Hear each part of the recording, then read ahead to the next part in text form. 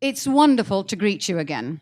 And before we proceed, I need to introduce you once again to a woman you did meet yesterday, those who are here, and you might have heard her today. But she is the woman who's been behind our execution of the conference, and that is Jennifer Phillips is our executive director, and I need you to all know who she is.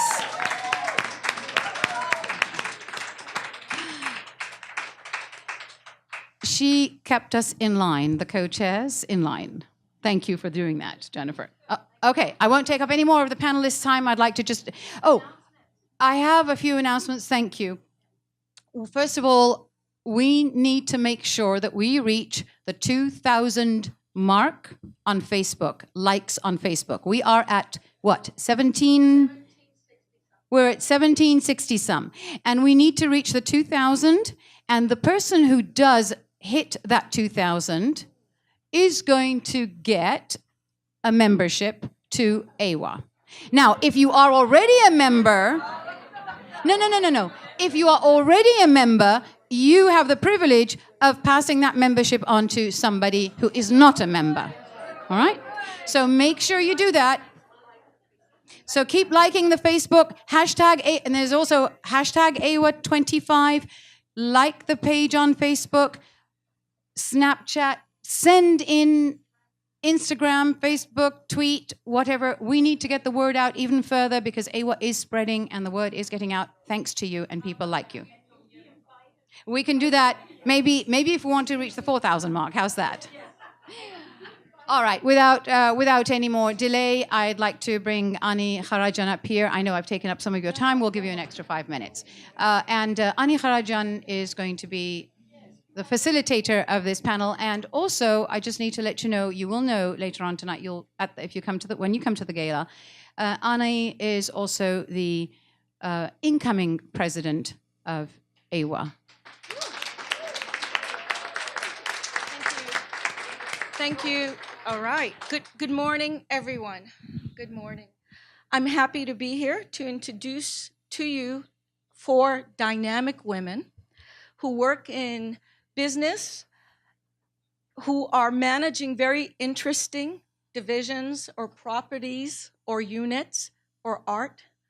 And I wanted to introduce them to you. And then the format will be they're going to have a few minutes to tell us more about themselves, and then we're going to go on from there. So first, I'd like to introduce you to Hasmik Asardian. She's the managing director of Basan Hotel in southern part of Armenia. It's a family-held business, and she, after some time away from Armenia, came back, is running an operation that's quite interesting. And by the way, they have rooms if you're going to go to Armenia on the next AWA trip. She can talk to you about that. When is that? That's a good question. Next, I'd like to introduce you to Juliana de la Guila Urnekian, right? She's the president of Karas Wine, and she is in a family business that's quite big, and she's from Buenos Aires, and she's going to talk about how she embarked on this journey. And by the way, the wine is good, so if you're not had Karas wines, we're looking to bring more of them to Boston, bottles of wine. She's going to talk about that. Now, Anna is a very special person. She's up next. She's Anna Gregarian, Jacqueline's daughter. I always say it's Anna, but Jacqueline's Anna. Sorry, Anna. Founder, curator, and cultural project manager of Hype Pop-Up Gallery. What's that about? She's going to tell us in a minute. And then we're going to have a very different perspective of running a large business, hospitality, with Vera Manukyan. She's Senior Vice President of Operations at Starwood Hotels. I think some of us know the properties, and so we can give Vera some feedback. I'm a frequent guest, so I have questions as well. And I'm Ani Kharajan. I'm happy to be here with you today. I work at the Harvard Business School. I'm a senior director in new markets. And what that really means is my job at the school has been for many years bringing the business school abroad. So my current assignment is Africa, focusing on Sub-Sahara, but I've had 14 years in China, building our presence there, and India. And what's most exciting about this weekend is I'm going to be stepping into a new role at AWA, and I am actually going to work with people I know something about. So it's scary, and you'll hear more about that later on tonight. But I'm looking forward to the challenge because I want to leverage what I've learned in bringing us to new markets at the business school to what we can do together to enable, empower women to thrive. So that's our agenda. And please come up with really good questions because the women are incredible. So I'm going to turn it over to Hasmi, and we're going to go down and we're going to tell a little more about ourselves. Thank you. I hope you can hear me. Thank you very much for inviting me to this wonderful conference where I learned a lot, and I'm still going to learn a lot today and tomorrow. I'm coming from a small town in Armenia in the south. It's called Sisyan, with 16,000 inhabitants. And where my husband's family owns a hotel, and I have the chance to now be in charge of the operations and then general management. So the Sisyan is around 220 kilometers away from Yerevan. One of the main cultural things that probably most of us sitting here know about that area is Datev Monastery is only 50 kilometers away. Very close, only 3 kilometers from the town is Armenian Stonehenge, so that's Kader. And another very important, culturally important thing which we try to market are Armenian petroglyphs in Ukhtasar on 3,400 meters. So I think for now I'll stop and I'll pass the word to Juliana. Thanks. Hi, thank you for having me here. I'm really inspired by all the incredible women that we've been listening to. Well, my journey is a little bit different. My family has different businesses all around the world, mainly airports. Our journey in Armenia started in 2001 with my uncle, Eduardo Ornequian. After doing some charity work and getting involved in the Armenian community, he decided, or he found out that the best way of really helping Armenia was to invest in Armenia and to create opportunities and to create jobs. So that's where everything started. And in 2007, he started with the agribusiness. And he planted 500 hectares of vineyards, at first to provide grapes for the brandy industry, and then we realized that the quality was really good, so we started making wine, and that's how we built the winery. And that's where I started working, and I had the chance to start working in something that was already there for me to take or not. And I decided to do it. It's a big challenge every day, but I'm really happy. And I'm also running 2 other wineries that we own in Argentina, in Patagonia. So it's a lot of work. Well, I'll tell you a little bit more later. So.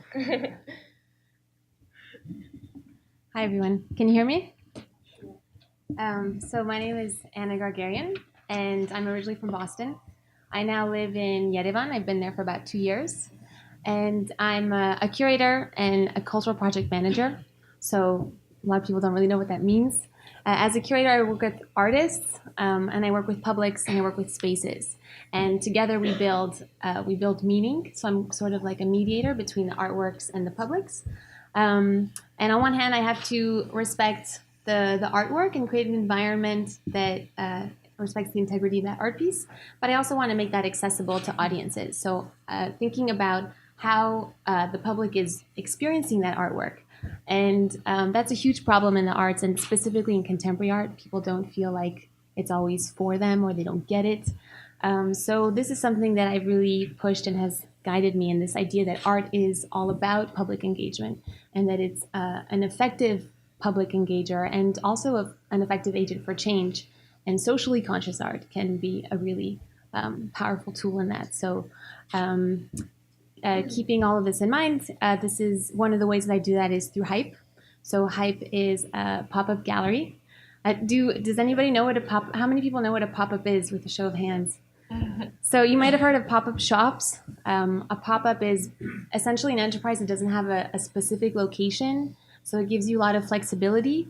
And so the city of Yerevan has kind of been our gallery. We pop up in spaces that are either abandoned or just not being used. There's a lot of new construction that's going up, and there's not enough people to inhabit them yet. So we're basically transforming this situation to opportunity to exhibit art.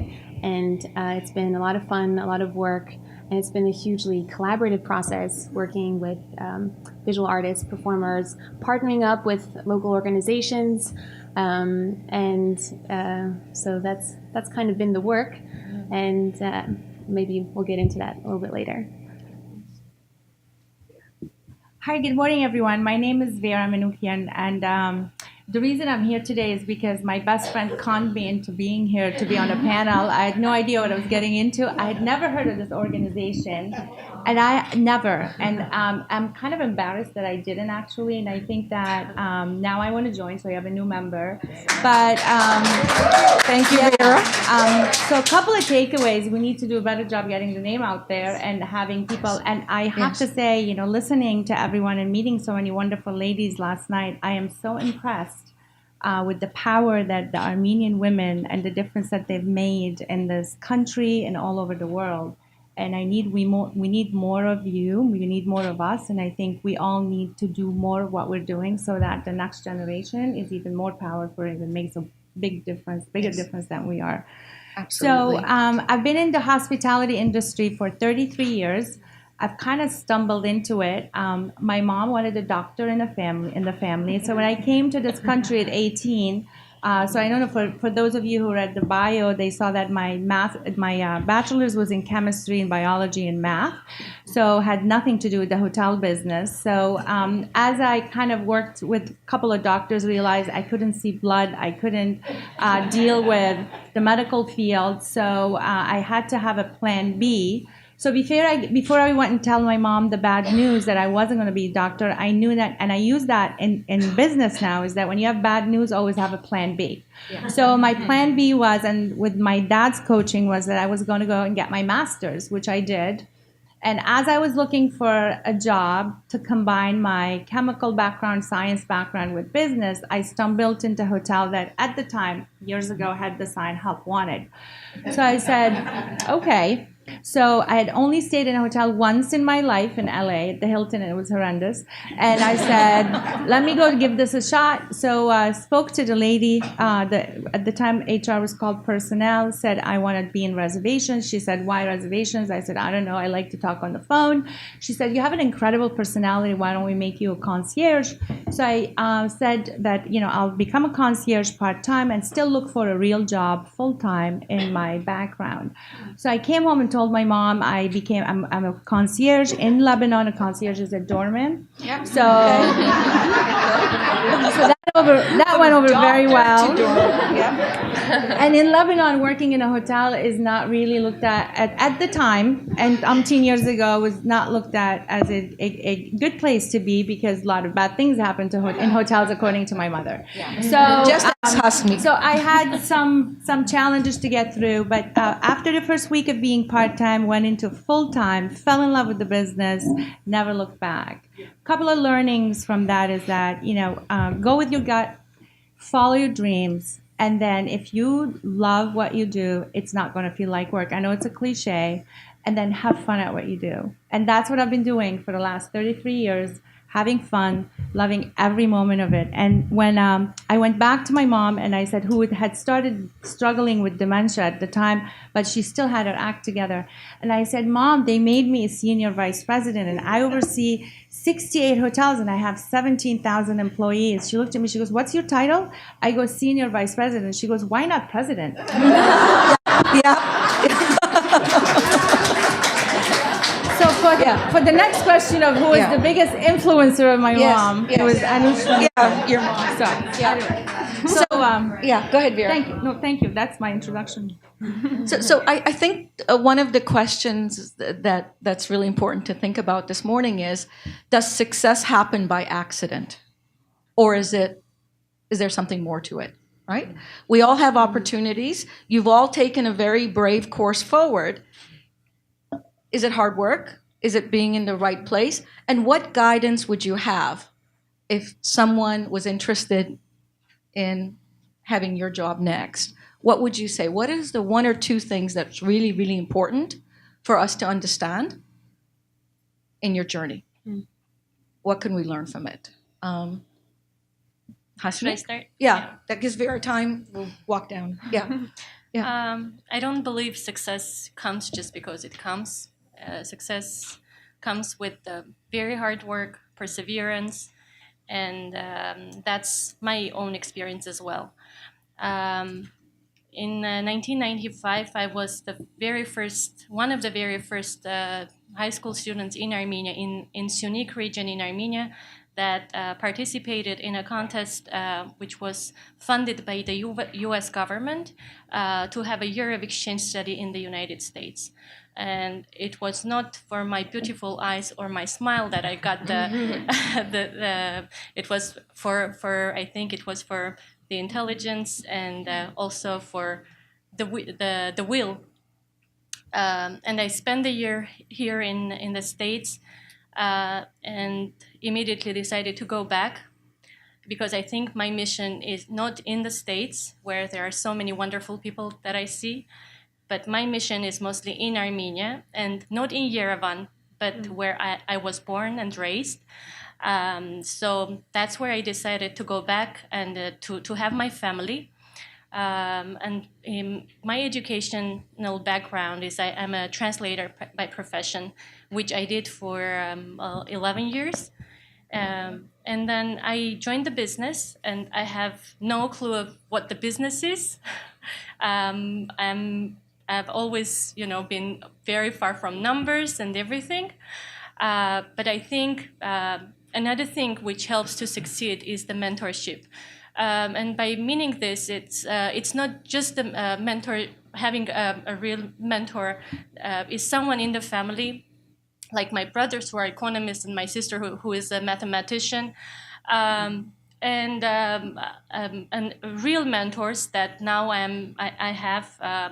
am engaged in a Sherry Blair Foundation project, which is based in the United Kingdom, and I have a mentor from Spain, and they are guiding me through each of my steps that I take in my business life.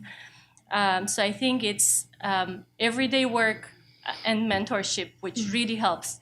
Another very, very important thing, which has always guided me in my work, is my love to my country and my love to my place of birth.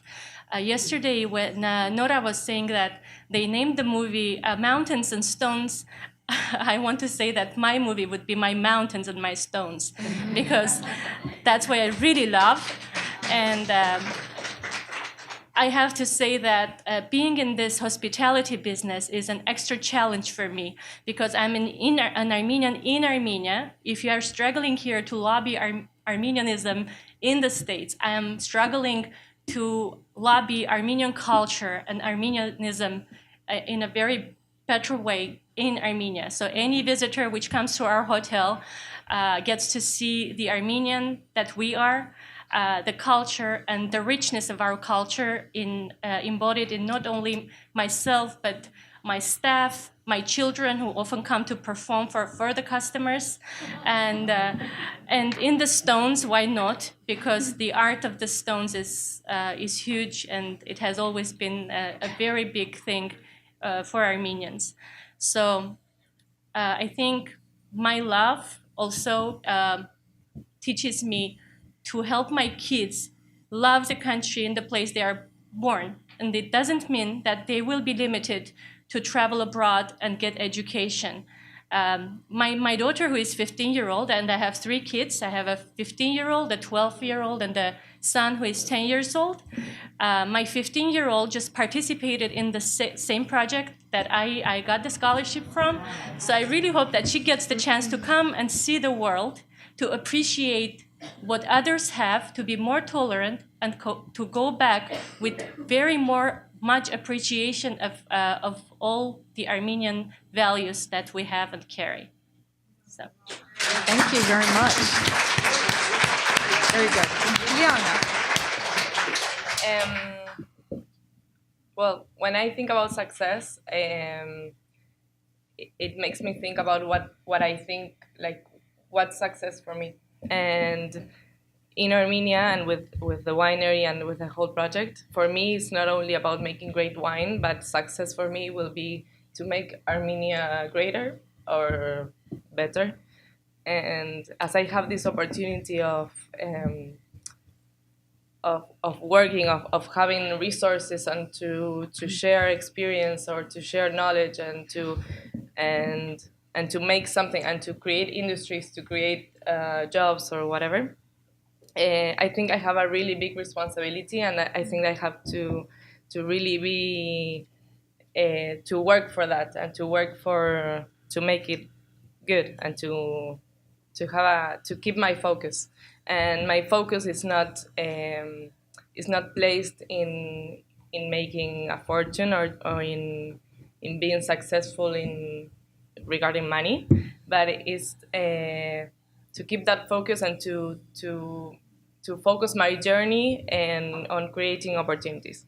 So with the winery, it's more of a social project than a winery and only making wine. We hire more than 500 people. We choose to do that. We could, I don't know, buy machines or whatever to work on the vineyards, but we choose to hire people and to give them, I don't know, they have bank accounts, they have social health insurance, we provide for transportation, we provide for the clothing, we teach them how to treat the grapes, or how to work on the land. And that knowledge is not only for us, but they can take it to their houses, and they can grow their orchards or their peaches in their houses. So we created this kind of sustainable idea of a business, where we try to teach people so that they can teach in their own houses, and they can use that knowledge in other places. We grow our own crops, and the farmers in the vineyard, they eat from those crops and the orchards that we have in the winery. We try to take care of the environment. We use as less water as we can. We try to be as organic as we can, and all of these little changes and these ideas, it's part of the focus and of what I aim to be successful. And I think that's really important, not to focus on maybe one objective, or I don't know, maybe having money or being recognized for your job. But I think that all those side things, like being successful with the money or having recognition, come on the way of pursuing something greater. And so lifting others, basically. You're creating Yes. jobs, you're teaching them skills, that's the idea. supporting the community. Mm-hmm. Of course, a great product, but you're lifting others in the process of this venture. And with that product, we have the opportunity of taking that product everywhere in the world. And I think that one of the most important things for me is to have the opportunity of creating bridges between Armenia and the world. And with the wine, that's like a great opportunity, because every bottle that is uncorked, or every glass that is poured anywhere in the world, it's an opportunity of telling about Armenia and telling about the people that made that wine, the sun that, I don't know, made the vines grow. So we are not only working to brand Caras as a winery, but also branding Armenia as a country. Mm-hmm. So,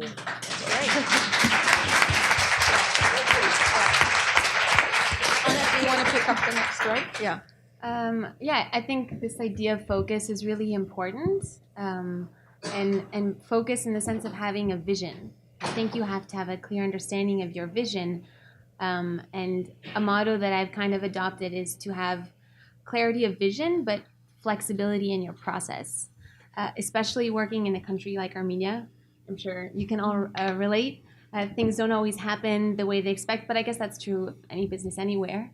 But you have, so I think that's one of the things, and also to, I think timing is important. You have to have your receptors out there and feel the climate, understand the environment that you're in. Yesterday, Linda Hill was talking about opportunity gaps, and Armenia is pretty unique in that basically everything has to be done. So, so those are all opportunities. You can see them as, oh, this is missing. All these things are missing, but we can be the designers, and we can be that change. So that's a huge opportunity. But you have to be able to recognize it that way. So I think that I'm in the arts, but I think everybody who's in business or entrepreneurship, that's a very creative process. It's about finding problems and trying to be resilient and change those into to opportunities. So timing is a big one, and giving yourself time. On one hand, you have to seize the moment, but you also have to sort of give yourself the time to create a strategic plan so that you can be prepared when those opportunities do present themselves. And that's a really hard balance to find, and I'm still learning how to do that, the short term and the long term, and figure that out. And that's important when you're dealing with fundraising and all this stuff that goes into the work. I think another thing that is really fundamental for me is this idea of collaboration. Zara said earlier that Armenians are great, but we have a sort of individualistic side that we need to work on, the collective. I don't know. I think there are a few factors that play into that. Maybe because in Armenia we're all sort of competing for the very few same resources and funds. I think there's also a problem with giving credit where credit is deserved. There's not the same culture of academic of crediting other people and copywriting things. So people are afraid that their ideas are going to get snatched away. So it's important to collaborate and then recognize whoever is participating in that project, because nobody gets there by yourself. We do a lot with very few resources, and a lot of it is because we're partnering with people, and so that partnership maybe somebody is giving us a donation in kind through cash, but maybe they're sponsoring a service. We did a pop-up in an empty storefront on Bovian Street, and we wanted to have Wi-Fi in that space so people could tweet and Instagram all the artworks and be really active and participatory. And Orange Telecommunications, which is no longer Orange and whatever, they gave us free Wi-Fi for 10 days, and that's huge. So you can actually do a lot more than you think, but you have to ask. So you have to be bold in asking, and yeah. So it's kind of a constant learning process. But I think those are sort of the things that have guided me. So as we look to the States for a very large organization, the challenges are fundamentally different, right? You have a lot more resources, you have a lot more people. But Vera, talk us through some of what you're seeing in your current senior role. So working in a public company where the shareholders have a lot of say, you have a board of directors and a high level of politics. So navigating through an environment like that could be challenging at times. In terms of success, I used to define success as I was younger and kind of growing up that corporate ladder is, what was my next title? How much money was I going to make? And then that changed in time. I learned that success is when you truly love what you do, when you're at peace, when you're really making a difference. That's what I consider success. And how many lives did you impact personally and professionally? And some of the things that I learned and I would pass on to the younger generation that is going to face similar challenges working in a large male-dominated industry. Not at the junior level management, but at the senior level. The more as you go into the board meetings or conferences, you see a sea of blue suits, and maybe you see one or two women in between. Some things to keep in mind that I learned, some the hard way, some by luck, some by having people look out for me, and some by God looking out for me, is the fact that, you know, as tough as this journey is, try to, as young women, try to identify whatever it is you want to do next and find someone who's good at it and hang on to that person. I wish I had that person as a mentor. I had many mentors that were men. I was blessed that way, but there are certain challenges that women face that are very unique to women in a big organization. And I wish I had someone who would coach me at the time and say, be careful. As I was growing in the industry, my worst enemies were other women. And sadly, I became a general manager at 29, which was very young. I was the first general manager, the first female general manager in the organization. It's tough for women to be general managers, and hats off to you, because it's a type of operation that needs 24/7. The doors never close, the problems never stop. So it's tough to be able to juggle a personal life and a professional life and do both well. So as I was, you know, my boss at the time, who was the owner of the company, I started working in a smaller franchise company, said, you know, you have it in you. I see it in you. When I didn't see it in myself, said, I want you to be the first female GM, and you can see if you can open the doors to others. So I'm like, you're kidding me, right? So if I mess this up, what's going to happen? So I remember my first female job when I was in a meeting. And one woman really looked at me in front of my colleagues and said, who did you sleep with to get here? And, you know, for someone who truly believes in personal integrity and someone who was brought up in the Middle East, where that's all that you're defined with, I cried for days by myself. And I didn't tell anyone because it hurt. And I wish I had someone to call and to say, what do I do? Because they weren't attacking my job. They were attacking Vera. And when they attack Vera, it's a lot different than they're attacking the general manager. So for those of you and for your kids or your future workforce, find someone who you find as a mentor, as a soundboard, and hang on to them and listen to them. Because I stepped on many landmines in my career that maybe could have been avoided if I had someone who would guide me a little bit better. But I learned the hard way, however I learned. The other thing I think that women struggle with in a large company is, how do you deal with the boys' club? The men do such a nice job looking out for each other. They go golfing after work. They go beer drinking, where the women go home to take care of the kids. So how do you find that situation where you're able to get to where you need to be without being part of the boys' club? I was blessed because I was, again, brought up in a family with a couple of my brothers. I was able to juggle through it and wrestle through it. And truly, you know, in the days when I wanted to have emotional outbursts, was able to reserve myself, because also women are known to be emotional, high maintenance. And then earlier in my career, I really would prefer to deal with men, because every time a woman would walk to my office, I'd be like, this is going to be a 30-minute meeting. I have tissues. I'm ready. So it's a lot more complicated dealing with women. So as I was watching these things happen, I said, how do I, you know, learn some behaviors from men and yet keep the strength that I have as women, which is attention to detail, which is being empathetic, which is being sympathetic, being a better leader than a man, believe it or not. Women are so much better at being leader because we balance the heart and the head, and we try to do the right thing.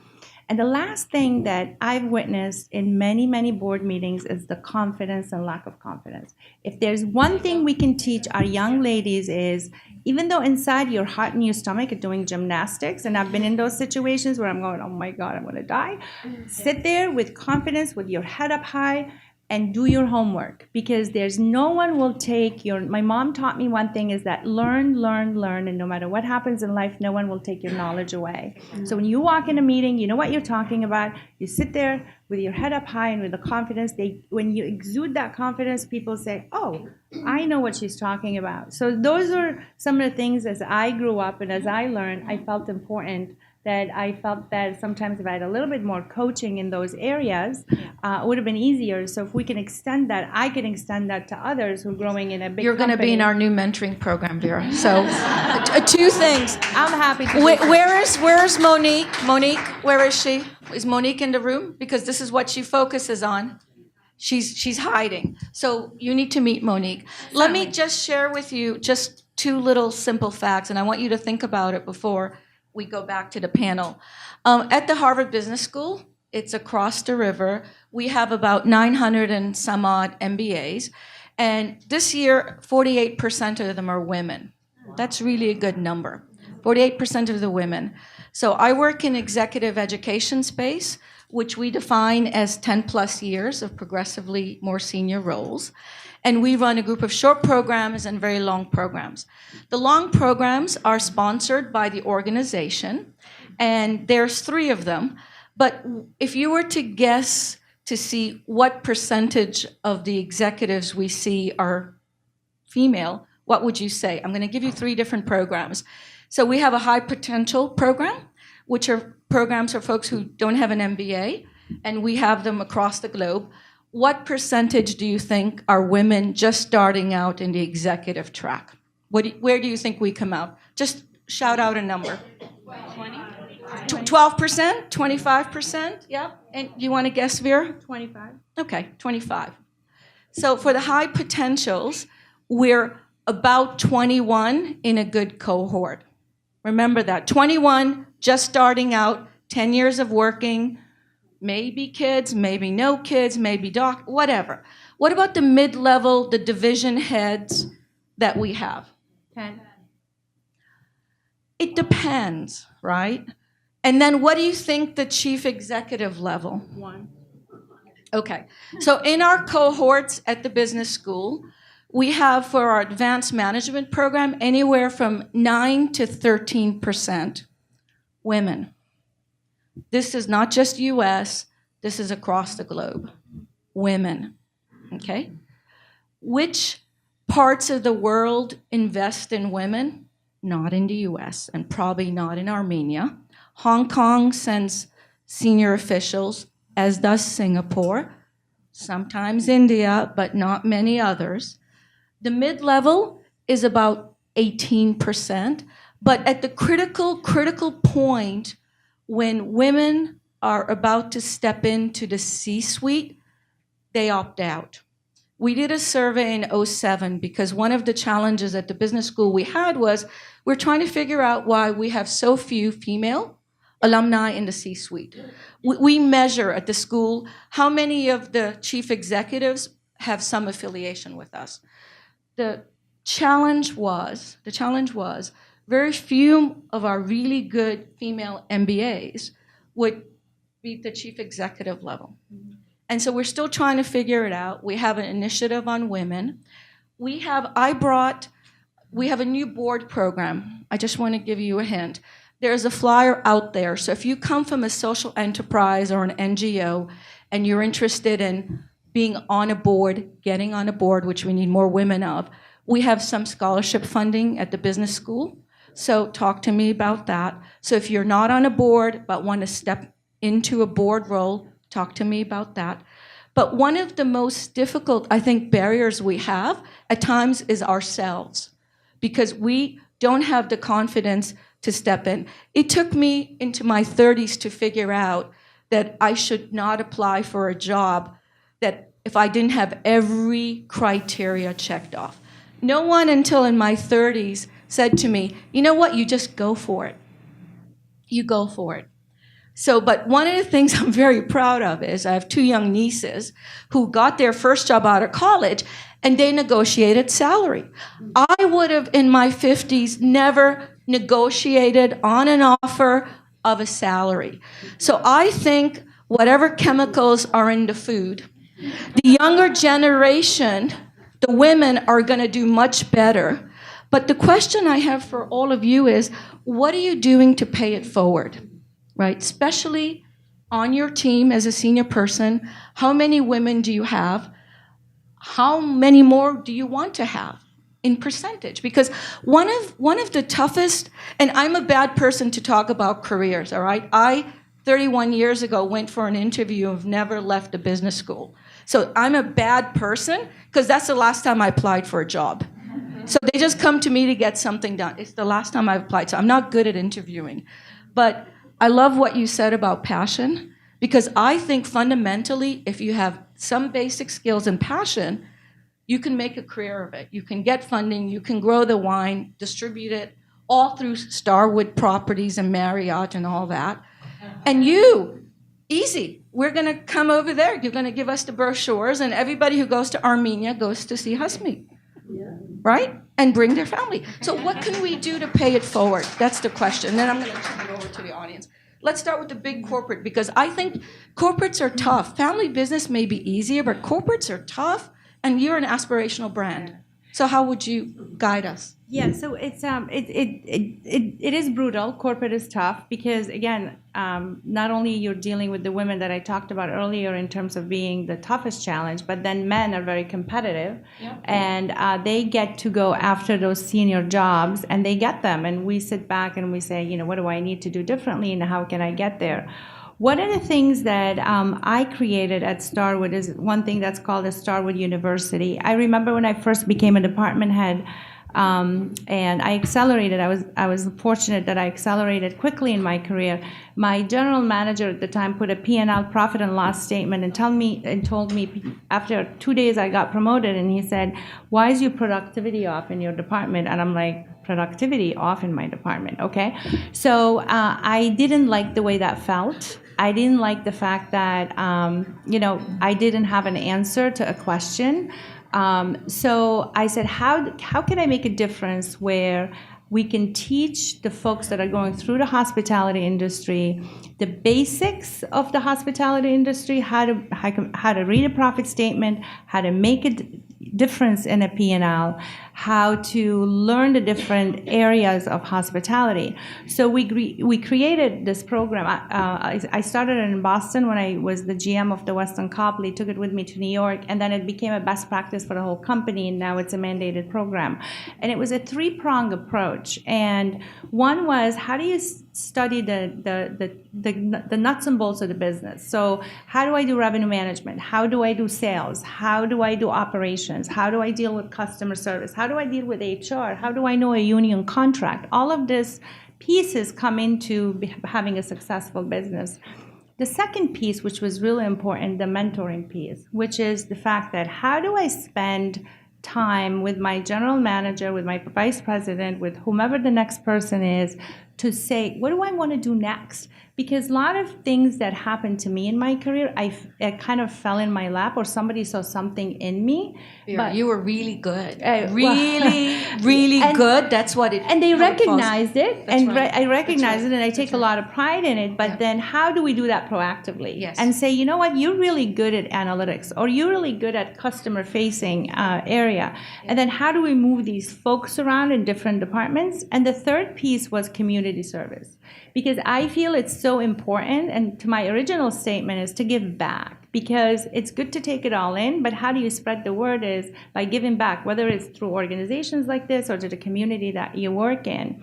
So if we take that model and we say, how do we play it forward, and really every single one of us take that responsibility seriously in whatever area that we work in, and say, how do I teach the next generation the nuts and bolts of the business? How do I teach them to be leaders, and by being a mentor and having them build confidence and having them work on certain areas that they're lacking personally, whether it's management style or whether it's presentation skills or whatever the situation is. And then the thirdly is, how do we take this and plant it so that we're continually planting trees and growing and giving back to the communities in. So that's a model that worked for me in my organization. And then we can take that and adapt it to any type of different industry that is out there. Right. Juliana, what about in a family business? Well, Talk a little bit about the management and the team a little bit, and what we can learn from that. Great. Well, my family business is a bit weird because it's like a big corporation but Exactly. run by a family.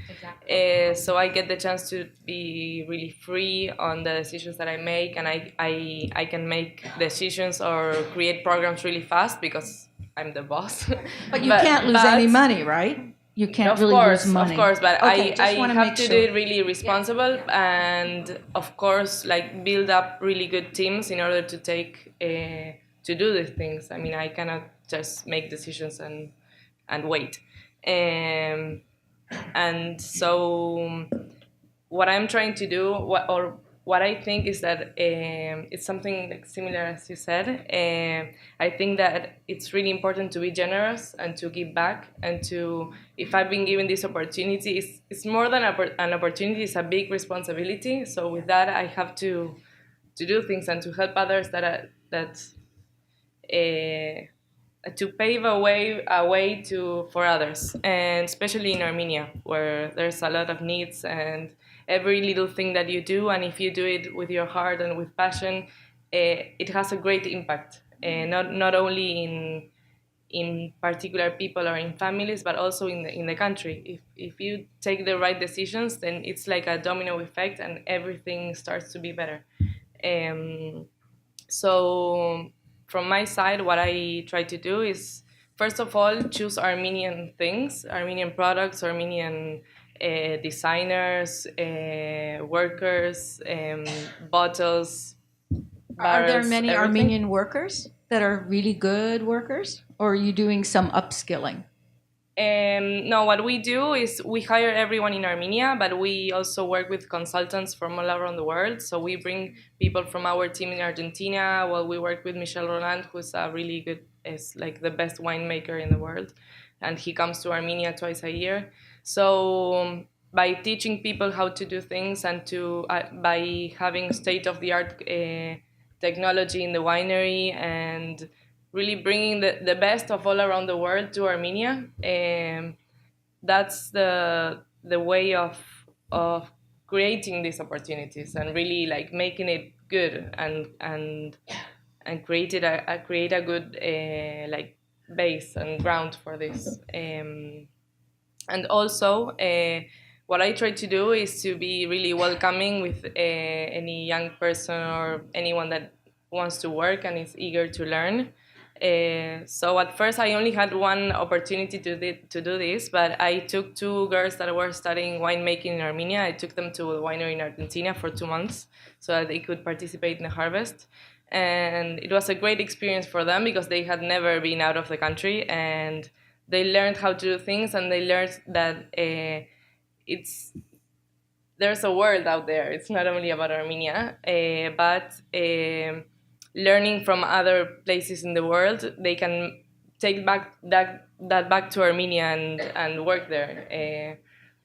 We were discussing yesterday that it's funny because there are a lot of people outside of Armenia, the diaspora, that really want to go to Armenia, but the people in Armenia really want to leave Armenia. So I'm trying to encourage everyone to really take the risk and go to Armenia, like she did, or like I'm trying to do, like from Buenos Aires to Armenia, because it's really, it's a great place to be, and there are lots of opportunities, and Armenia just needs people to go there and to make things. Then Armenia does its own magic, but that's. Okay, so we need to promote Armenia. Yeah. Anna, do you want to add another couple comments and ask me? And I'm going to open it up because I'm mindful of I want people to have a chance to.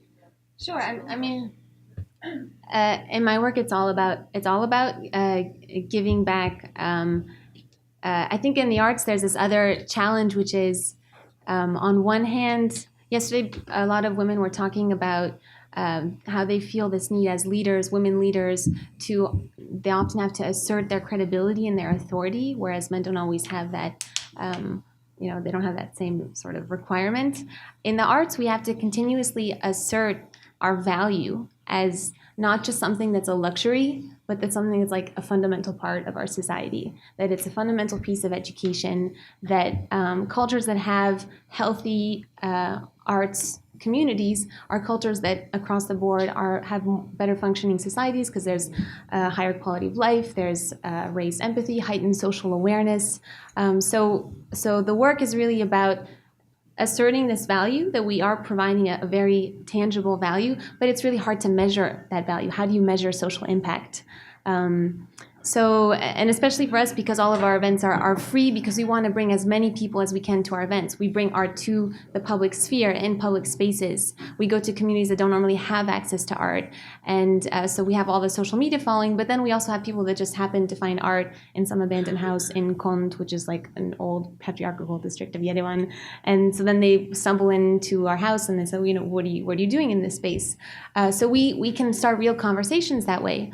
And we've recently taken a much more active route into art that does raise social awareness. So art is not just like having this aesthetic value and this sort of entertaining value, but also being an important tool in social activism.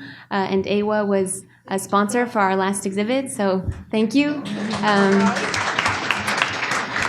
In April, we did an exhibition that was promoting women's sexual and reproductive rights in Armenia. And we asked for only women artists to participate because we wanted to show how women are experiencing that in Armenia, particularly this relationship between sexuality and shame. So it was a very controversial subject, and we had all kinds of events in the gallery as well around this theme, whether it was theater, dance, art historical talks, and workshops. So we really wanted to confront this issue, and the Women's Resource Center was also a partner. I know Mado is here, and so it was very interesting. And we're continuing on that path in November. We have an exhibit in Gyumri, which is called New Illuminations, and artist Susie Banks-Baum is here in the audience. So we'll be going to Gyumri and doing a workshop and an exhibit again with women artists, basically empowering them with the opportunity to give them tools and a chance to voice their experiences, which are often unheard, specifically in Gyumri, which has a whole set of problems as a city that still hasn't recovered after the earthquake. They don't have industry, so we really want to bring attention to these kinds of places. So we have that sort of social obligation. And then in terms of in a more concrete way, how do we give back? We continuously have interns, also because we can't afford a big staff. So we have interns that we train in the process, and we give talks and presentations, because I really hope that people are going to adopt the pop-up model. I don't want to be like the pop-up queen of Armenia. I want everybody to do pop-ups, and I want to see more pop-ups. And there was a pop-up design week in April, and the two women who curated that, they came to us for some counseling. So we really openly share our experiences, because some people don't know where to start. So we work with artists to vamp up their curriculums. If a lot of them don't have websites, they have a Facebook page, and you have to scroll through their family pictures and flowers before you find their artwork. And if you want to exhibit for a real gallery, that's not a proper way to present yourself. So we really try to guide all the people that we're working with, and then we learn a lot from them in return. So it's a give and take. Yeah. All right, let's open. I think the audience has a lot of questions. Let's thank these guys. And I think, okay, so you want to back there? Okay, so we've got a question back there and then a question right here. Hi, thank you so much, everyone. It was very, very invigorating and exciting, and nice. My brothers, I don't know how to say. We're family. Family, yes, that's a good short way. I wanted to reflect on the few comments about women not supporting one another and compared to men. And I wanted to let you know that's a psychological phenomenon called horizontal violence, and it's not really our fault. It is something that we have to be aware of it. And once you are aware, of course, I will go into detail this afternoon in the keynote presentation, but it is a phenomenon research in oppressed groups, African Americans in America or other parts of the world, women all over the world, because women are oppressed in every country in a different way, sexually, physically, economically, emotionally, etc. So when you recognize that, kindly don't take it personally and say, this is horizontal violence because we are oppressed group, and let's pull one another up and try to have a dialogue, or try to contact me. I'll send you research about it, and try to not take this as, oh, it's our condition. It's not our condition. It's a traumatized, oppressed group's condition. Thank you. That's it. May I comment on that? I think that's a great comment. Actually, I think now based on my experience, maturity, and age, I know exactly how to deal with it and get them out of my way because I know how. But I think as you're younger and you don't know how, it's unfamiliar territory, and you're a little naive. I think that's the generation that needs to help to understand that, how do you separate that and not take it personally and let it derail you, because it can derail you. And had I not been a strong spiritual person or had a tough, family, it could have set me back, and I could have said, or maybe not forever, but at least for a while. So I think it's really important that we offer that support to the younger generation that may not be comfortable dealing with it because they're not confident and they're not mature and they're not strong enough. So I think that's wonderful because it was new territory to me.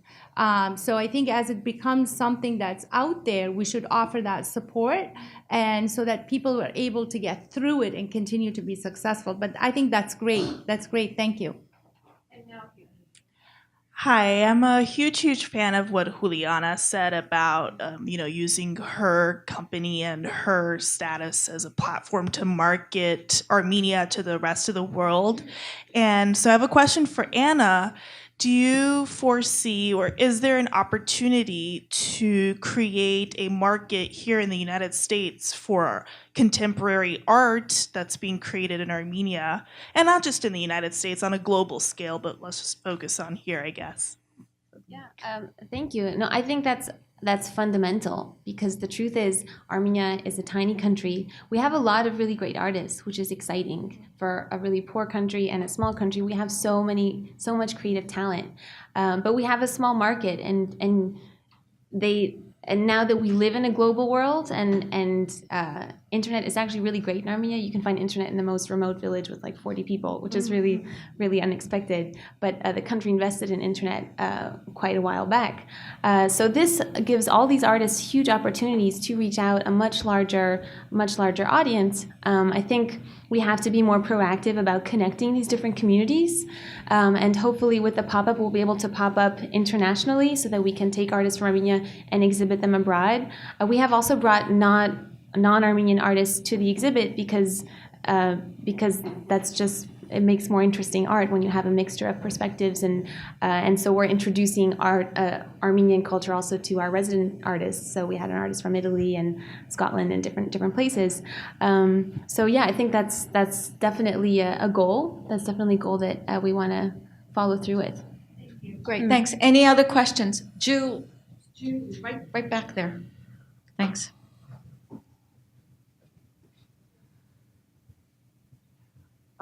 Thanks very much for all of your comments. I was glad to see that 3 people are working in Armenia and doing entrepreneurial activities in Armenia. So this is kind of a general question. It follows up a little bit on the last one.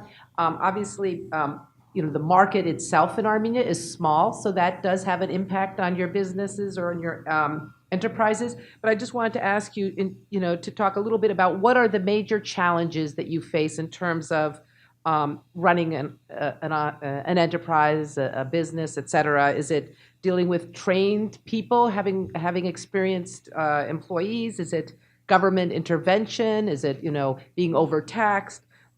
Is it the lack of market, as Anna pointed out? Is it lack of public services? Do people not have the ability to get to places because of lack of public services? What are some of the things? And I'm glad to hear that the Wi-Fi or the internet is ubiquitous. That's a big plus that I think Armenia has. So Armenia has some advantages, a lot of challenges, and I would love to hear your comments. Well, I think that Armenia, as a lot of other countries, has a lot of advantages and disadvantages. In my case, The most difficult part is to find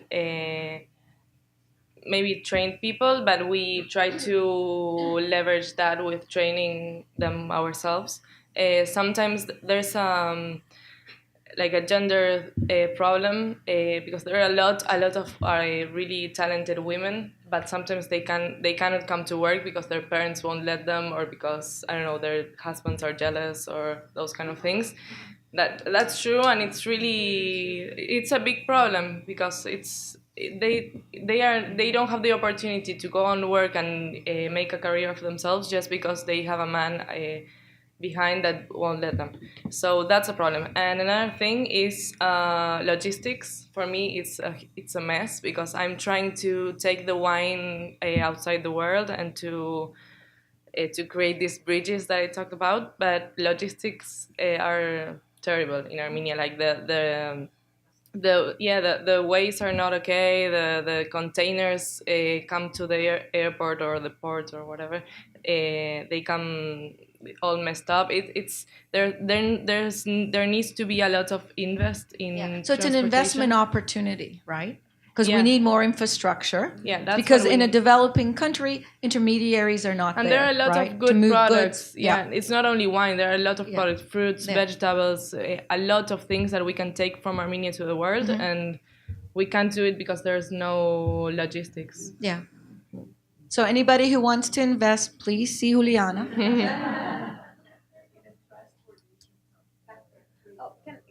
Can I add something? Because we were talking about this yesterday. There's also just the I mean, there's some cultural differences in the way that you do business there, and specifically in communication. I've found that people never give you like a straight answer. There's this like ambiguous. It's not a yes or no. It's a we'll talk. So you have an hour meeting, and then you're just like, what did we decide? And so you waste a lot of time, and then everybody wants to meet for a coffee. So you have like 10 coffees a day when you could have just sent the email, but they're not going to respond to email. So on one hand, it's frustrating because you're like, it takes so much to move things forward. On the other hand, you actually do build relationships with people because you have to sit and have the coffee with them, and because they're kind of checking you out. They like who are you, and like do I Can they trust you? you? Yeah, can right? I? We talked about that yesterday. So- Trust, likability, and trust. That's important. So it's a different way, and you can't. You have to. Oh, a friend who's from Jamaica. He said, Aina, you probably have some similar problems that I have when I go back to Jamaica. He said, manage your expectations. So this is sort of something that I've told myself, like, okay, don't get, just go with the flow. But you have to realize that that's a big piece of your daily work. It's just how you're interacting with people. So managing your network, is that yeah. your network? That's very important. Yeah. No, and also being a woman is not easy. For me, I'm quite young. I think I look younger than I am, and it's really hard. And there's a lot of people, a lot of prejudice on being a woman and being, I don't know, part of a family that owns different businesses. There are a lot of things that can take you back if you're not strong or if you're not. I don't know, confident enough. Luckily, I have a lot of people, a lot of men, really nice men in my family and in my team that support me and that I can rely on. And that's really important, team building. I wouldn't be able to run a business from Argentina or from here if I didn't have really, really good people working for me in Armenia. And really good mentors or people to ask for advice. Yeah, I don't know. That's great. That's great. Any other questions? Yeah, right here. I right there, yeah. wanted to direct this question to Anna. Anna, I'm curious to find out what the reaction of the native Armenians were about your art exhibit in reference to women's sexuality, reproduction, blah, blah, blah. When we were at the conference 2 years ago, when there was a very nice, bright young woman who got up and spoke about double standard in virginity and whatnot. There was a lot of conflict in the audience over the topic. So I'm curious, number one, how did it go over with the native Armenians? And number two, did any men show up? It was actually a really surprising reaction, but in a positive light. I actually found that the younger women were more conservative than the older women.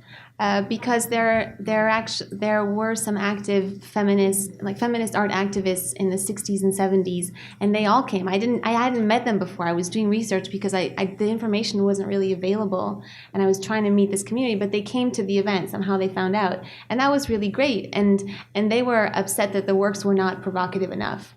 So I thought that was a great critique. If that was what we were going for, there were a lot of guys. They came. They were pretty quiet. They didn't really have much to say. Maybe they were afraid, or I don't. but they were engaged and they were present, and that was really great to see. The neighborhood itself. I think people were just happy that we cared about their neighborhood. So they didn't always maybe understand what we were trying to represent, but they were asking questions and trying to meet us halfway. We had there was a kind of a scarier encounter where there were these two army guys that were waiting in front of the gallery one morning when I went to open it up. And I thought, oh, this is going to be interesting. And I was the only one there. There was nobody else there. And it's in a house. So what we did is we used this house as a symbol for like the place of the woman's struggle, but also her power. So we played with this house and all the rooms. And so it was going to be me alone in the house with these two army guys. And I was like, what is this going to be like? And they were initially very, they had a kind of an aggressive look. And they said, can we come into this space? I said, sure. It's a gallery. And they were... I think they were afraid that we were promoting bad values or whatever they thought we were doing. It was nice to be able to talk to them and to show them through the artworks that these are women from Armenia that are just talking about how they feel, how they're experiencing this. So like, how does that make you feel? Because a lot of times the men are just as restricted by this idea that, that there's this sort of like Madonna whore idea, so excuse the language, but that either we're mothers and we're this way, or, we don't want to be associated with this type of a woman, whatever that type is. But then the men are also in this strange box where they can't really talk about certain things with their wives or their girlfriends because maybe that's shameful. So I think it was a liberating experience for them too. I also wish that the works would be a bit more provocative, but this is what the artist wanted to make. So, it was pretty sincere in that sense, and maybe this was more effective because it was a bit softer, so we were able to include more people. But we had a kind of a wide variety of reactions, and it was interesting to see that. One more question here. I just want to know if the exhibit was mainly oil paintings or photography, and then do you have any upcoming theme for an exhibit in the future? Yeah, I'm interested in. Thank you. It's all types of art, so it can be photo, it can be painting. We do installation. We've did augmented reality art, so art that you view through an app and then it becomes three-dimensional. The only criteria is really that it has to be contemporary and conceptually, so it has to be conceptually relevant to our time. So we have a pretty expansive type of media that we show. The next exhibit is the new Illuminations project that I mentioned. That's going to be in Gyumri in November. So you can check out on our website. So I'd be happy to give you more information later if you want to talk about it. Okay, thank you very much. I want to thank Hasnik, Juliana, and Anna, and Vera for their contributions. They're going to be here for a few minutes if you have one-on-one questions. And I think you have some do you have announcements? Yeah, it's lunchtime. Here's Silva. Thank you, Ani. Thank you, panelists. Hasmik, she made the long journey. It was very hard to get in touch with her. She was between Sisian and here and there. So, and Juliana, been with us since Thursday, and of course, Anna. We've communicated when she was doing her first high pop art gallery, Ellipse of Pride, and we were very proud of having somebody do something like that. And also Vera, who we managed to get in touch with at the last minute due to some AWA friends, and we are so happy that she's here within her busy schedule. She was she was, I think it was in Toronto or China when I contacted her. So anyway, so thank you very much again. A round of applause for these lovely young ladies.